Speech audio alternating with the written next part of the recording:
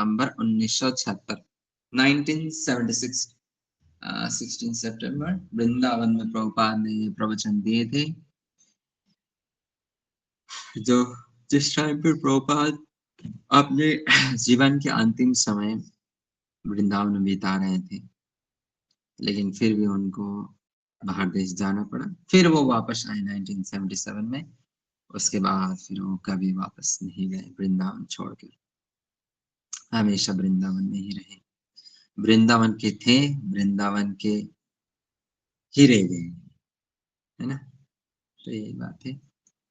Okay, तो श्रील प्रभुपाद प्रवचन की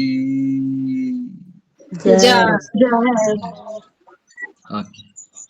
तो अभी हम लोगों को क्या करना पड़ता है, क्या करना चाहिए? अनुराधा बोलो। अनुराधा कराओ सब लोगों को वीडियो ऑन करके। तुम पहले वीडियो ऑन करो और शुरू कराओ। हरे कृष्णा डायरेक्ट हरे कृष्णा भक्त लोगों को रिक्वेस्ट करना चाहिए पहले, क्या बोलना चाहिए?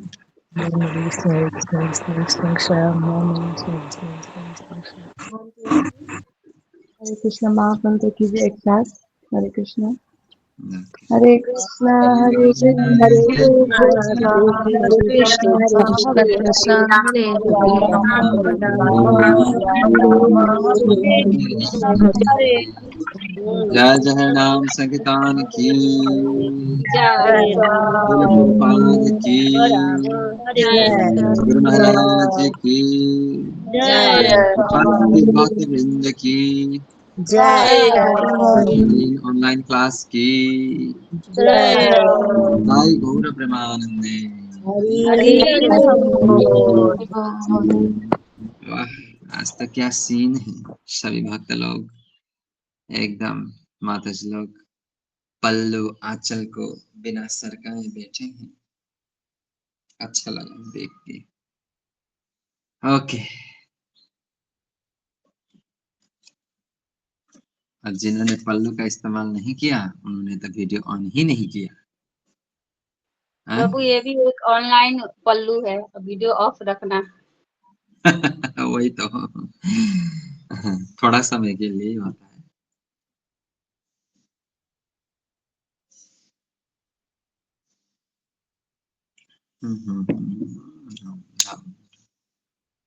ओके, तो अभी क्या करें? अभी पढ़ाई शुरू करते हैं, देरी नहीं करना है। पढ़ाई बहुत जरूरी है, हर एक चीज के लिए ज्ञान बहुत जरूरी है, शिक्षा बहुत जरूरी है। ओके, तो सभी भक्त लोग अपने अपने स्थान पर रहिए, दो हाथ जोड़कर मेरे साथ साथ शास्त्र, संपूर्ण शास्त्र तथा भगवान को प्रणाम दीजिए। ओके, ओम नमो भगवते वासुदेवाय, ओम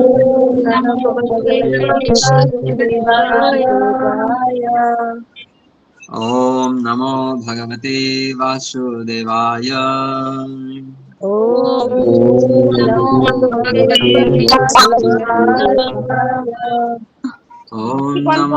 भगवते वासुदेवाय।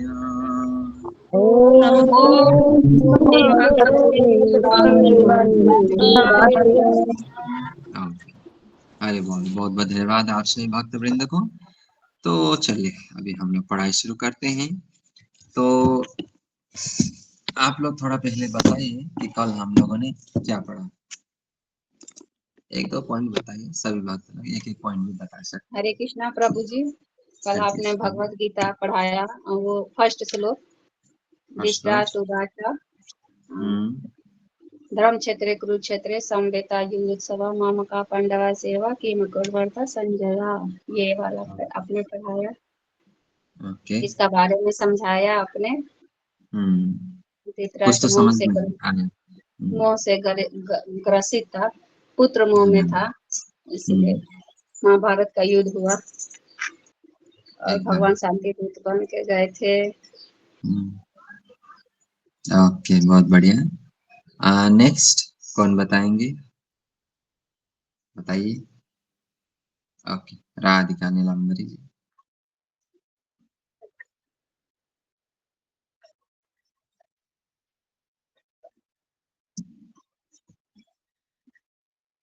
ओके,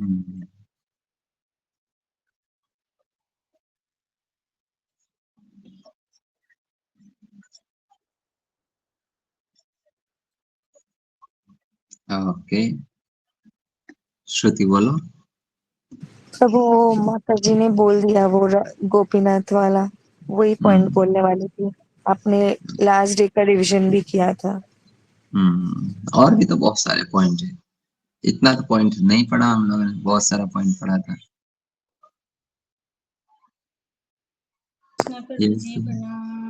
प्रणाम।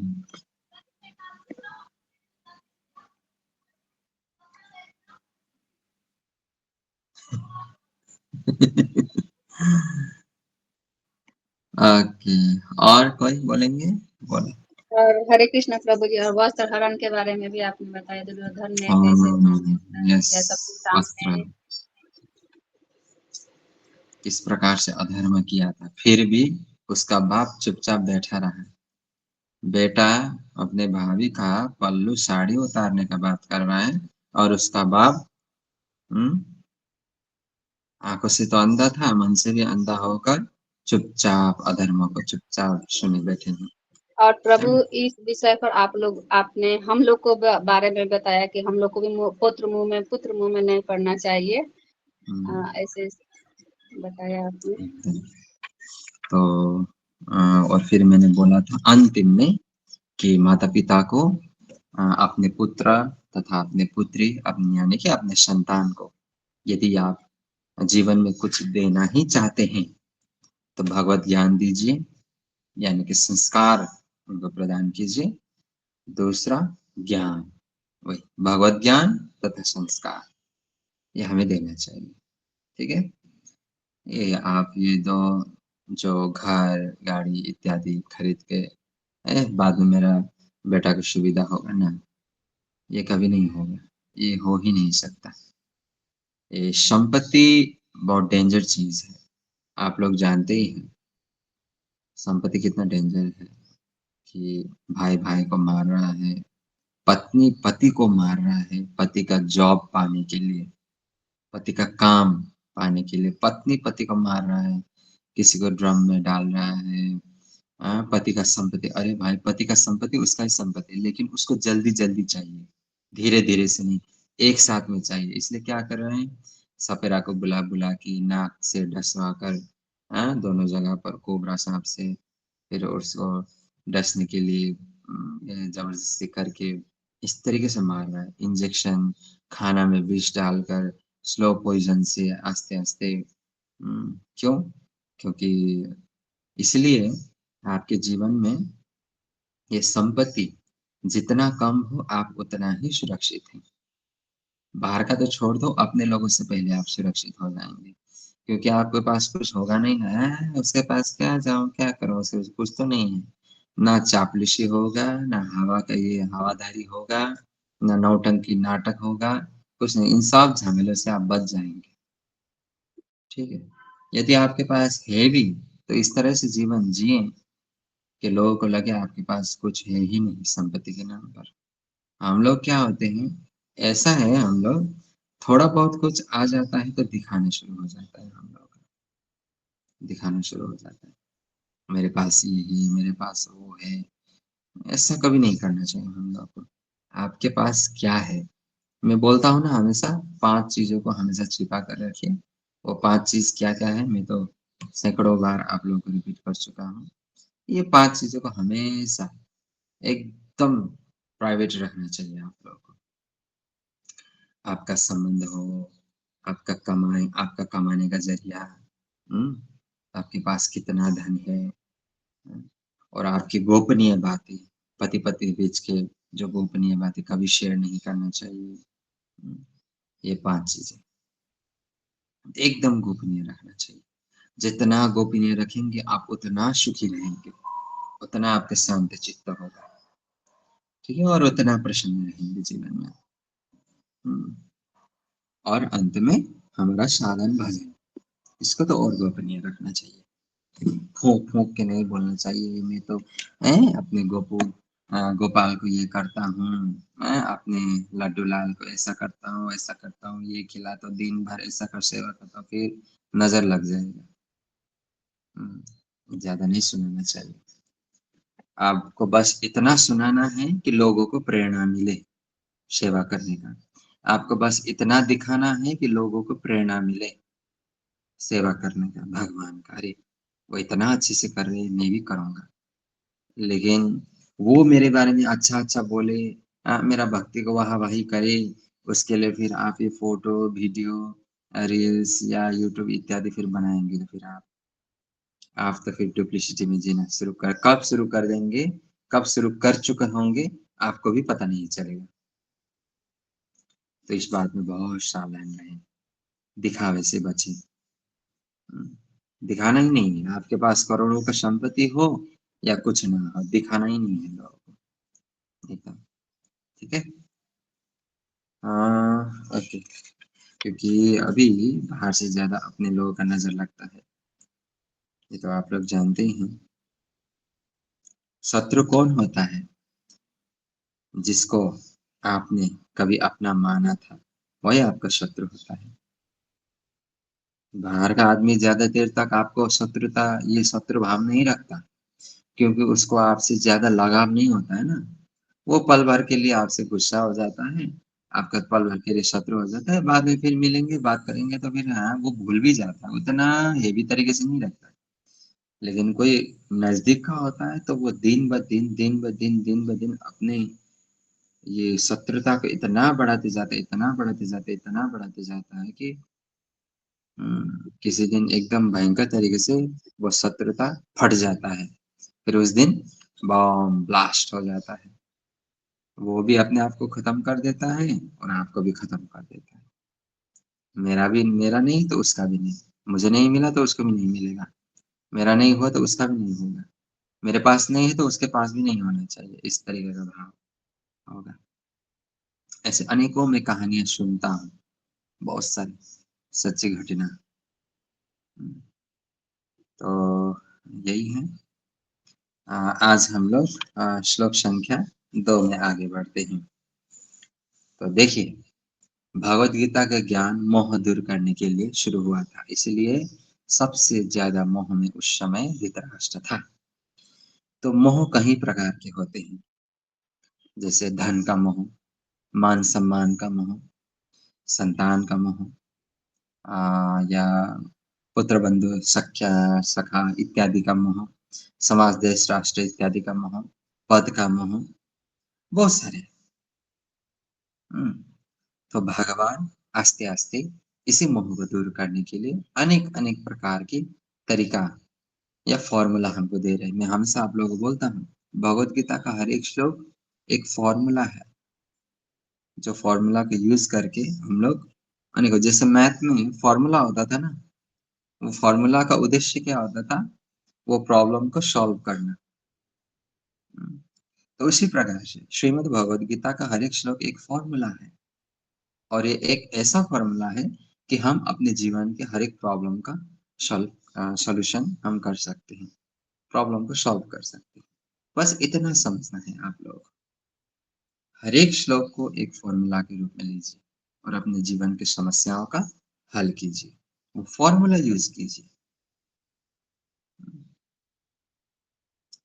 इस तरीके से यदि आप लोग भगवद गीता को पढ़ेंगे, तो आपके जीवन में समस्या होते हुए भी समस्या होगा ही नहीं।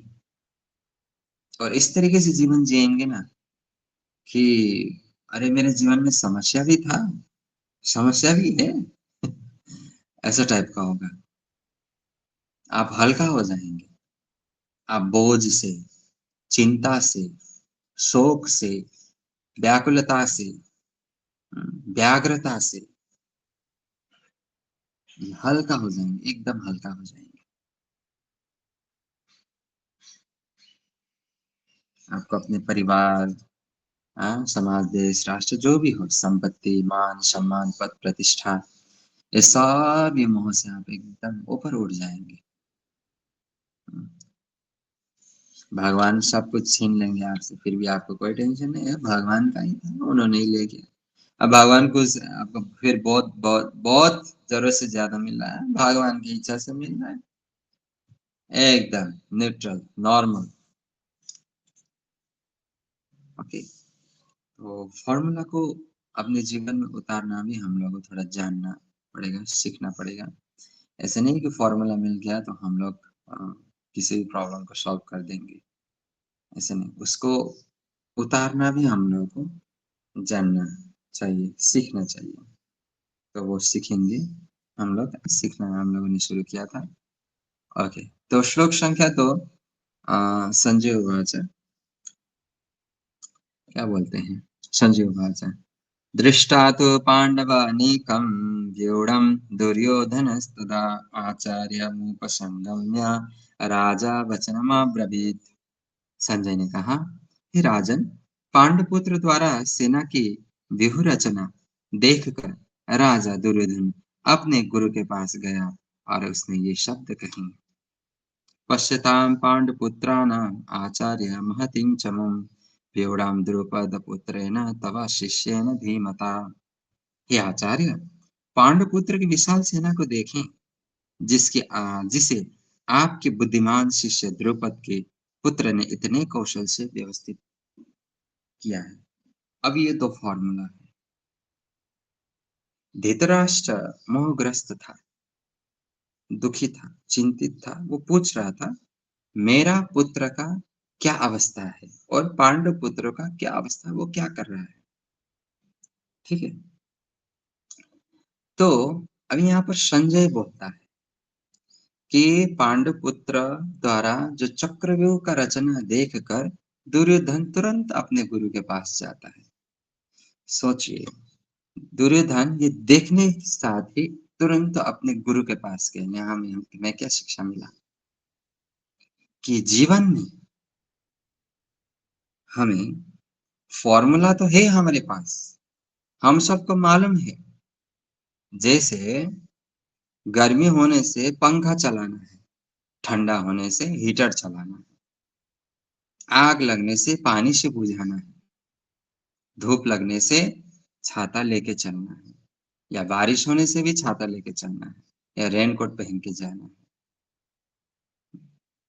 ये सब चीज हम लोगों को मालूम है कि क्या समस्या आने से क्या सॉल्यूशन, फॉर्मूला क्या है, वो हमें पता है। लेकिन चलाना कैसे, उतारना कैसे, ये हम लोगों को पता नहीं होता। तो जिस प्रकार दुर्योधन यहाँ से तुरंत गुरु के पास गया और गुरु को बोला, आप ये पांडुपुत्र के सेना को देखिए, इनके चक्र में जो इन्होंने रचा है उसको देखिए। तो ऐसे ही हमारे जीवन में भी एक मार्गदर्शक गुरु होना चाहिए, जिस गुरु के आश्रित होकर हमें जीवन जीना चाहिए, ताकि जीवन में कोई भी संकट आए, दुविधा आए, असुविधा आए या तो सुविधा भी आए, हमें तुरंत अपने गुरु के पास जाना चाहिए। क्योंकि कभी कभी समस्या इतना छोटा होता है, मैं हमेशा बोलता हूँ, इतना छोटा है, इतना छोटा होता है, लेकिन हम मंद बुद्धि लोग उसके बारे में इतना सोचते हैं, इतना सोचते हैं, इतना सोचते हैं कि एक तिल जैसी समस्या को हम लोग पहाड़ बना देते हैं। और समस्या का हल करने के वजह अब पहाड़ होने के बाद क्या हो जाता है, वो हमारे माथे में बोझ हो जाता है। तो इसीलिए हमें हर एक समय किसी भी प्रकार से छोटी छोटी चीज हो, बड़ी बड़ी चीज हो, देखो समस्या बड़ी नहीं होती। जब व्यक्ति उसका हल कर नहीं पाता या जब व्यक्ति उसका सॉल्यूशन निकाल नहीं पाता, तब उसके लिए वो समस्या बहुत बड़ा बन जाता है। वो समस्या को बड़ा बनाता है, या वो ये सोचता है कि समस्या बहुत बड़ा है, बहुत बड़ा है। जैसे 100 ग्राम का वजन का कोई मान लो एक पैकेट है। अब छोटा सा बच्चा, 2-2.5 साल का बच्चा को उसको उठाने के लिए बोले, बेचारा नहीं उठा पाएगा। लेकिन अगर कोई 8-10 साल का बच्चा हो, उसके उठाने के लिए बोले, फटाक से अपने लेफ्ट हैंड से उठा के दे देगा। फर्क क्या है, जो छोटा बच्चा है वो शिष्य है, बड़ा वाला जो है वो गुरु है। शिष्य के लिए जो 100 ग्राम का जो समस्या बहुत बड़ा लग रहा था, गुरु के लिए वो बाएं हाथ का काम है। तो तुरंत उनके पास जाना चाहिए और उनसे पूछना चाहिए कि गुरुदेव, प्रभु, गुरु महाराज, जो भी हो, जिस शब्द से आप संबोधन करें, उनको पूछिए, ऐसा ऐसा हो रहा है, मैं क्या करूं, मैं बहुत उलझन में हूं, इसका कोई सुलझन बताइए, मैंने ये सॉल्यूशन निकाला हूं, मुझे कौन सा ऑप्शन चूज करना चाहिए ताकि जीवन भर के लिए मैं इससे मुक्त हो जाऊं। अगर दुर्योधन जैसा व्यक्ति गुरु के पास जाकर बोलता है कि ये पांडुपुत्र की सेना को देखो, देखिए और मुझे कुछ बताइए, तो हम लोगों को तो अवश्य ही ये शिक्षा हमें अध्याय 1 का श्लोक संख्या 2, श्लोक संख्या 3 से हमें मिला। समझ में आया यहाँ तक बात को?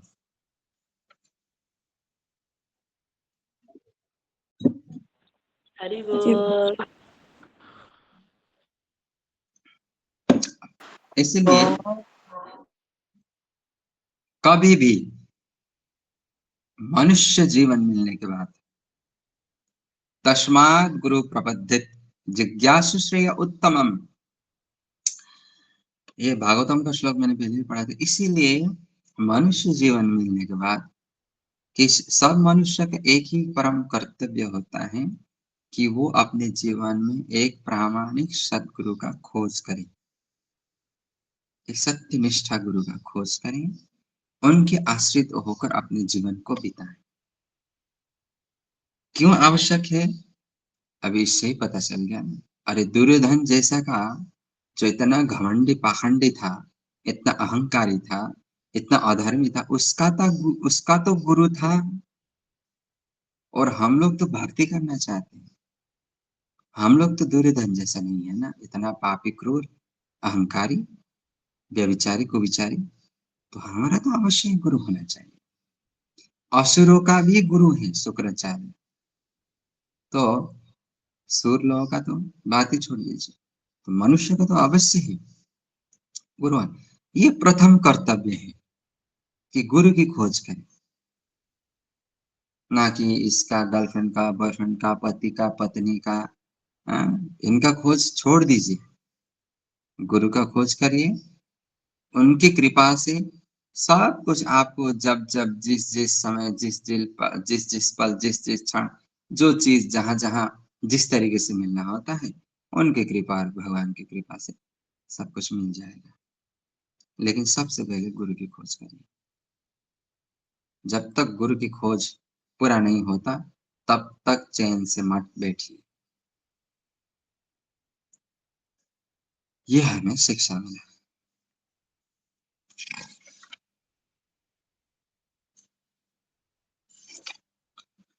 श्लोक संख्या 4। अत्र शूरा महेश्वासा भीमार्जुना समायुधि युयुधानो विराटश्च द्रौपदश्च महारथः।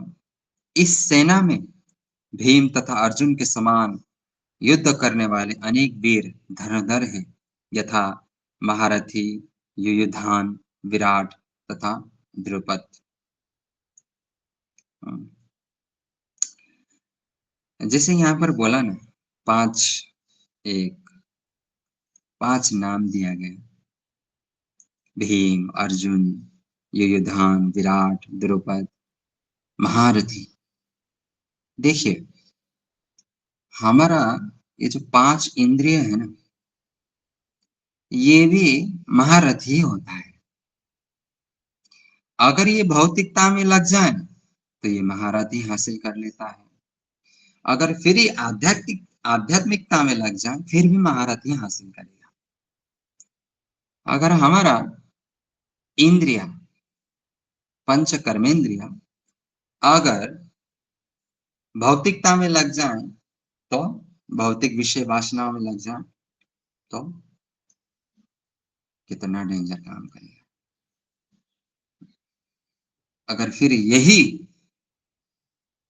भगवान की सेवा में, भक्ति में लग जाए, तो फिर भी महारथ हासिल करेगा। तो समझ लीजिए ये 5 नाम 5 इंद्रियों के समान ही है, कर्म इंद्रिय के समान। आंखों से भगवान को देखना, मुख से भगवान के बारे में गुणगान करना, हाथों से भगवान की सेवा करना, जिह्वा से श्री कृष्ण प्रसादम के आस्वादन लेना, या अपने जिह्वा में भगवान श्री कृष्ण नाम को नचाना, और अपने चरण से भगवान श्री कृष्ण के धाम की यात्रा करना। तो वे महारथी हो जाएगा, हम भी महारथी हो जाएंगे। तो आगे बढ़ते हैं। दृष्टकेतु चकितान केशिराजस्य वीर्यवान पुरोजित कुंती भोजश्च शैवश्च नरपुंगवा। इनके साथ ही दृष्टकेतु, चकितान, काशीराज, पुरोजित, कुंती भोज तथा शैव जैसे महान शक्तिशाली योद्धा भी है, शक्तिशाली योद्धा भी। ठीक है, कौन कौन है? दृष्टकेतु, चकितान, काशीराज, पुरोजित, कुंती भोज तथा शैव्य। अब यहाँ पर 6 नाम आया, बहुत शक्तिशाली है। अब ये 6 नाम आप लोग रूप गोस्वामी का पहला उपदेशामृत का पहला श्लोक को लीजिए। वाचो वेगम मनसा क्रोध वेगम जिह्वा वेगम, है कि नहीं? याद है ना ये श्लोक? किस किस को याद है?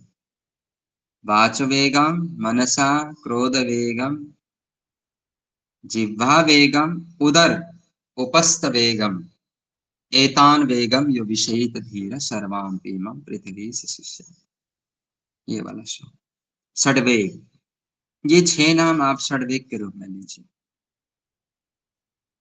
जिनका जिह्वा का वेग कंट्रोल में है, मन का वेग कंट्रोल में है, क्रोध का वेग कंट्रोल में है,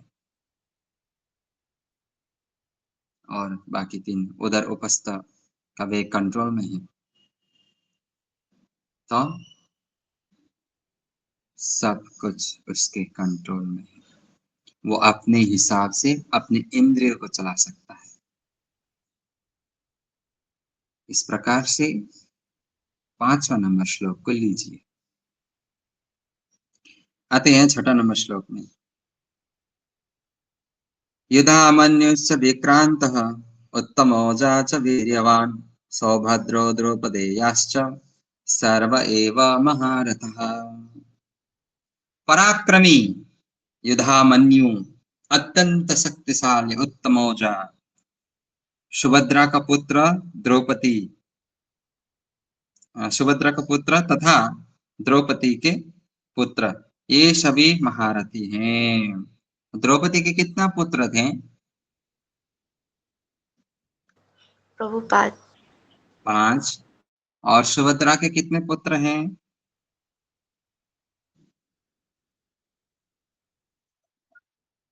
ओके, अभिमन्यु, ओके, और फिर युधामन्यु, पराक्रमी शक्तिशाली युधामन्यु, अत्यंत शक्तिशाली उत्तमौजा।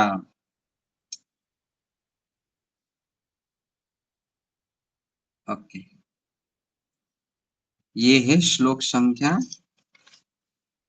1 2 3 4 5 6। ओके, श्लोक संख्या 6। अभी आगे बढ़ते हैं श्लोक संख्या 7। श्लोक संख्या में 7 में क्या है? अस्माकं तु विशिष्टाः ये तान् निबोध द्विजोत्तम नायका मम सैन्यश्च संज्ञार्थं तान् ब्रवीमि।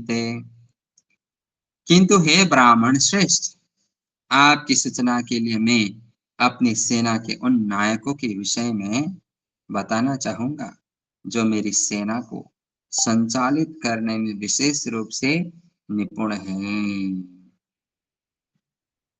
ओके, और वो कौन कौन है? भवान् भीष्मश्च कर्णश्च कृपश्च समितिञ्जय अश्वत्थामा विकर्णश्च सोमदस्तस्त चैव च तथैव च। मेरी सेना में स्वयं आप, भीष्म, कर्ण, कृपाचार्य, अश्वत्थामा, विकर्ण तथा सोमदत्त का पुत्र भूरिश्रवा आदि है, जो युद्ध में सदैव विजयी रहे हैं।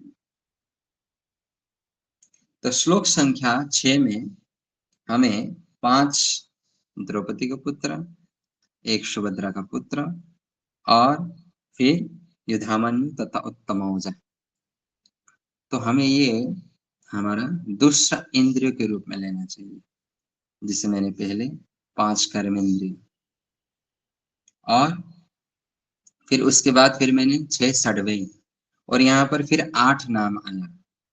8 नाम में क्या क्या है? 5 ज्ञानेंद्रिय और 3 मन, बुद्धि तथा अहंकार के रूप में हमें लेना चाहिए। ठीक है, तो 10 कर्मेंद्रिय, 5 कर्मेंद्रिय, 5 ज्ञानेंद्रिय, 6 षड्वेग और 3 तत्व मन, बुद्धि तथा अहंकार, ये भी आ गया के रूप में लेना चाहिए। फिर ऑपोजिट में धृतराष्ट्र क्या बोलता है कि मेरी सेना में आप हैं, भीष्म, कर्ण, कृपाचार्य, अश्वत्थामा, विकर्ण तथा सोमदत्त का पुत्र भूरिश्रवा आदि है, जो युद्ध में सदैव विजयी रहे हैं। तो ये लोग कौन हैं?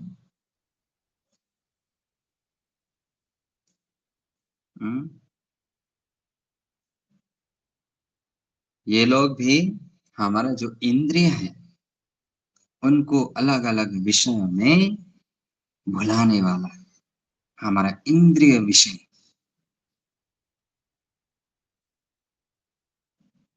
जिनमें मन भी सम्मिलित है और बुद्धि भी सम्मिलित है।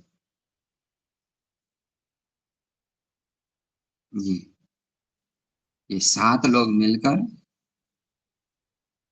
अपोजिट काम करता है इन लोग का।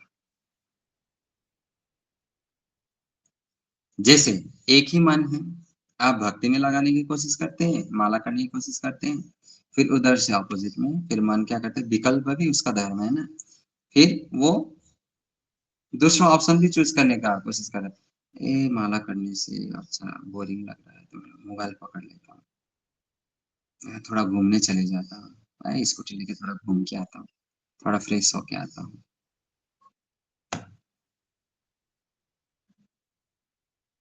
अभी दुर्योधन के पास भी वैसा ही हथियार है, एकदम इंद्रिय के इंद्रिय विषय में लगाकर इंद्रियों को हराने की कोशिश करता है, एकदम पावरफुल, आंखें रूप को देखता है, जिह्वा शब्द, स्वाद, नाक गंध, हाथ स्पर्श, रूप जिह्वा दूसरा मुख हमारा रस भी लेता है, जो स्वाद मैंने बोला, रूप रस शब्द गंध स्पर्श, जिसमें मन बुद्धि भी सम्मिलित है। अब बुद्धि तो वही बोलेंगे ना, ये माला क्यों करता है, दिन भर माला माला छोड़ देना, आज एक दिन के लिए छुट्टी ले ले, आज थोड़ा देरी से उठने से हो जाएगा, क्यों सुबह सुबह माला करना है जी। और जिसके जीवन में ये हो रहा है, मान लीजिए कि दुर्योधन का टीम आप पर बहुत भारी हो चुका है, बहुत भारी।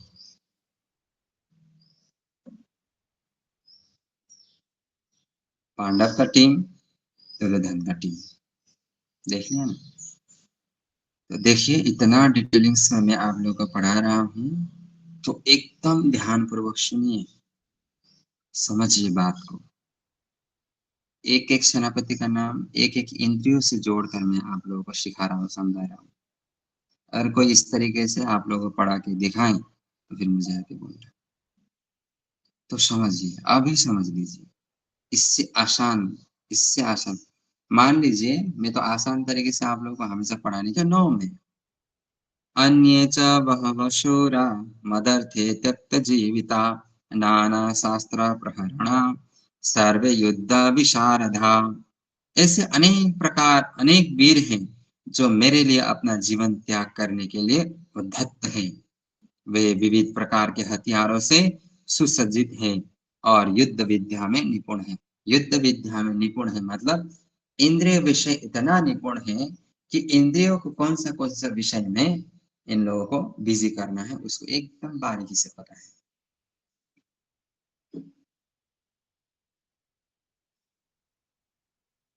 जिह्वा को कौन से स्वाद लेने में इसको फंसाना है, आंखों को कौन सा दृष्टि देखने में इसको फंसाना है, कान को क्या क्या सुनने में इसको फंसाना है, हाथ को क्या क्या करने में कौन सा कर्म करने में, कौन सा पाप करने में इसको फंसाना है, पैरों से कहाँ कहाँ घूमने जाने मौज मस्ती करने में फंसाना है, ये सब इंद्रिय विषय जानते हैं। रूप रस शब्द गंध स्पर्श। इसलिए दुर्योधन क्या बोला है, मेरे पास भी अनेकों वीर हैं, अनेकों वीर हैं, यही इंद्रिय विषय।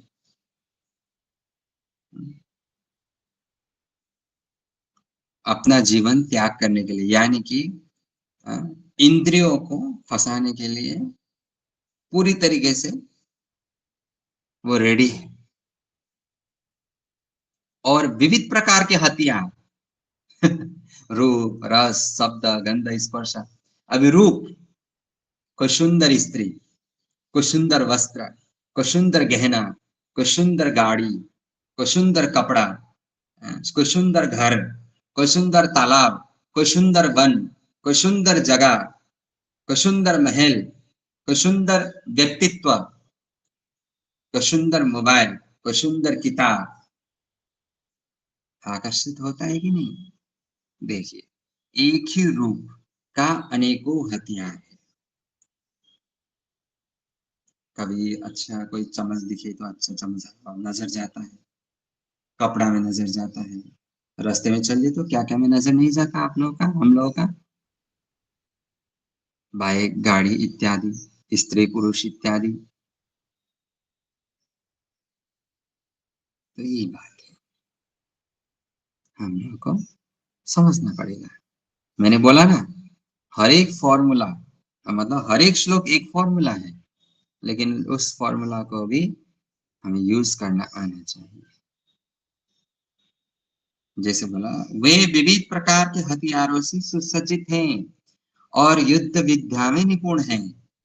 यानी कि हमारे इंद्रिय विषय इतना निपुण है, इतना एक्सपीरियंस्ड है, क्योंकि वो अनेकों जन्म से हमारे इंद्रियों को फंसा रहा है ना विषयों के पीछे, बहुत एक्सपर्ट है। तो आज अचानक हम लोग इंद्रियों को भगवान की सेवा में लगाएंगे तो विषय थोड़ी ना हम लोग का बाकी छोड़ेगा। भाई देखना इधर, देख तो वो लड़की कितना सुंदर है, पटा ले जा, अपना बना ले। देख वो बैग कितना सुंदर है, पैसा जमा कर उस उधर खर्च कर ले, नेक्स्ट मंथ का सैलरी उधर खर्च कर।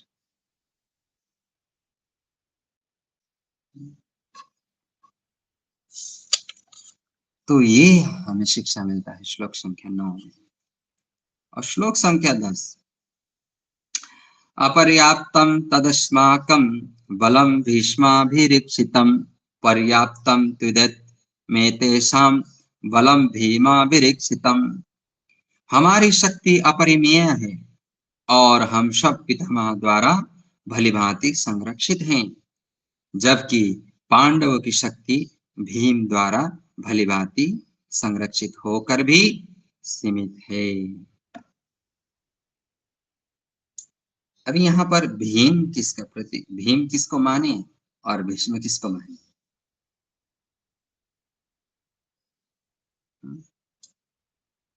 यहाँ पर भीम को मानिए बुद्धि, भीष्म को मानिए मन, क्योंकि दुर्योधन का टीम है और पांडव का टीम है।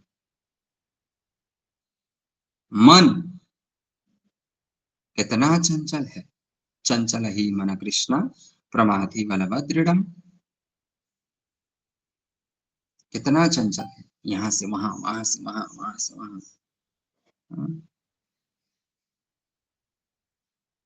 भागता रहता है, भागता रहता है, भागता रहता है।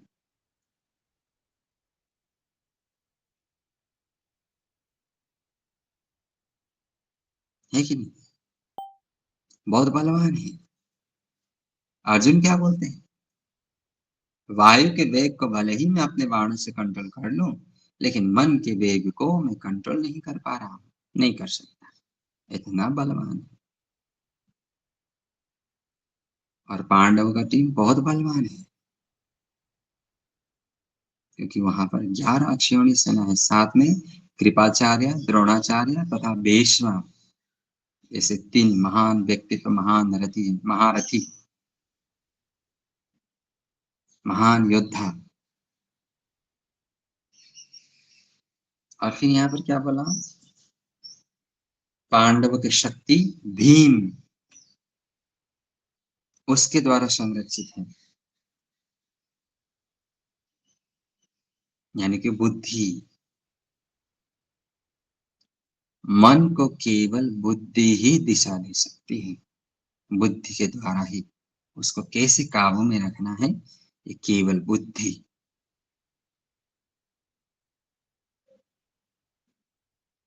समझ गए ना बात को? बुद्धि की आवश्यकता है। मन को संयमित रखना है तो बुद्धि, बुद्धि अलग अलग फॉर्मूला यूज करे, मन अपना फॉर्मूला यूज करेगा, बुद्धि को फिर अपना फॉर्मूला यूज करके मन को अपने वश में रखना पड़ेगा। और बुद्धिमान कौन है? जो असली विवेकवान है वही असली बुद्धिमान है। विवेकवान कौन है? जो यह जानता है कि मन को किस तरीके से कंट्रोल तथा एंगेज रख सकते हैं या कर सकते हैं, और अपने आप को हावी होने से बचा सकते हैं। और विवेक आता है गीता का ज्ञान से, क्योंकि विवेक के पास गीता का ज्ञान का फॉर्मूला होता है, और उसी ज्ञान की फॉर्मूला से फिर बुद्धि क्या करता है? सही डिसीजन ले पाता है और अपने मन को विचलित होने से पूर्ण रूप से रोक के रखता है। तो यह है भीम, यह है कौन? दूसरा भीष्म। मन, मन भी बहुत भयंकर पावरफुल, बुद्धि भी बहुत भयंकर पावरफुल। चलता रहता है, युद्ध चलता रहता है, चलता रहता है, चलता रहता है। लेकिन बुद्धि यदि सही फॉर्मूला का उपयोग करें, यूज करें, तो मन उसके वश में। और यदि मन किसी के वश में हो जाए तो फिर उसका कल्याण निश्चित है। तो दुर्योधन भीष्म के द्वारा संरक्षित है और पांडव बुद्धि के द्वारा संरक्षित है, यानी कि भीम के द्वारा संरक्षित है। क्यों मैंने भीम को क्यों बुद्धि का प्रतीक दिया और इधर क्यों मैंने मन दिया? क्योंकि पांडव के पास स्वयं भगवान श्री कृष्ण थे। ज्ञान, बुद्धि, विवेक जो अर्जुन की सारथी के रूप में थे। अर्जुन ने तो मन, बुद्धि, विवेक को ही अपना मित्र बना लिया, और दुर्योधन ने अपने मन को, मन की इंद्रियों को, विषयों को। तो इसमें दोनों से बुद्धिमानी कौन? अब बुद्धि ही नहीं है तो दुर्योधन के पास मन होने के बाद भी, ये इतने सारे इच्छा आकांक्षा होने के बाद भी वो ये नहीं जानता कि वो किस तरीके से इस मन को लगाएं कामों में, सेवाओं में।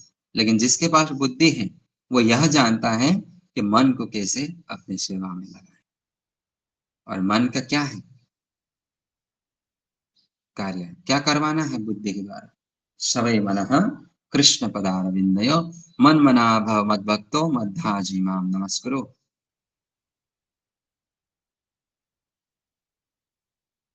इस प्रकार से हमें भगवद गीता के हर एक श्लोक को समझना है। यहाँ पर सेनापति बोला, ओ सेना रेडी कर रहा है, चैप्टर 1 तो सेना ही सेना है, छोड़ देते हैं हम लोग, चैप्टर 2 से शुरू करते हैं ना भगवान। चैप्टर 1 का हर एक श्लोक समझा ही नहीं तो फिर चैप्टर 2 समझेंगे कैसे? वो सेनापति का नाम थोड़ी ना है, वो तो हमारे जीवन के एक एक चीज के बारे में डिटेल्स में हम लोगों को बोला जा रहा है। तो हमें समझना पड़ेगा, ठीक है। तो आज हम लोग श्लोक संख्या 10 तक पढ़ाई करते हैं, क्योंकि बहुत हैवी है। जो चीज सबसे सरल होता है समझने में, उसको करने में थोड़ा कठिन होता है, अध्ययन में थोड़ा कठिन होता है। जब कोई व्यक्ति सरलतम से सरलतम उपाय से किसी को पढ़ाने की कोशिश करता है, क्योंकि वो पढ़ने वालों का आदत हो चुका होता है हमेशा प्रेशर दे के पढ़ना, प्रेशर लेके और प्रेशर दे के पढ़ना। तो उसको एकदम सरल तरीके से पढ़ाया जाए तो फिर वो सरल शब्द वो समझ नहीं पाता। जैसे आप लोगों का आदत बन चुका है भगवत गीता को प्रेशर के रूप में पढ़ना। समझ में नहीं आ रहा है, भगवत गीता समझ में नहीं आता, मैं अकेला पढ़ने बैठता हूँ ना, दिमाग हिल जाता है, समझ में नहीं आता, क्योंकि आप लोग को प्रेशर लेके पढ़ने का आदत हो चुका है। पहले माइंड को ये माइंड एकदम माइंड मेकअप या माइंड सेटअप करके आप लोग पढ़ने का आदत हो चुका है। समझना तो कुछ नहीं है, बस पढ़ ही लेते हैं, क्योंकि प्रभु जी ने बोला है, आज्ञा दिया, आदेश दिया है, 200 श्लोक पढ़ना है डेली, तो पढ़ लेते हैं। ये आप लोगों ने माइंडसेट बना चुके हैं पहले, ये धारणा अपने मन में रख चुके हैं। आप लोग भगवत गीता समझने के लिए नहीं पढ़ते हैं, तो आप लोग भगवत गीता पढ़ने के लिए ही पढ़ते हैं, इसलिए समझ में नहीं आ रहा आप लोगों को। और मेरे जैसे हजारों आप लोगों को सरल से सरल भाषा में आकर समझाएं, बुझाएं, पढ़ाएं, फिर भी आप लोग प्रेशर ही लेंगे। ये सरल शब्द को भी प्रेशर के रूप में लेंगे। बाप रे, इतना कुछ है भगवत गीता में। ओहो, सेनापति तो ऐसा था, प्रभु जी ने ऐसे हम लोगों को पढ़ाया। ये मेरा फॉर्मूला है, मैंने खुद निकाला है आप लोगों को समझाने के लिए। यह फॉर्मूला आप लोगों को कहीं नहीं मिलेगा।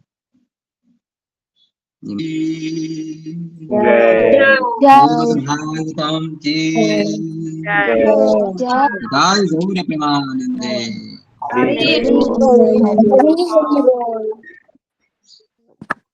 तो आशा करता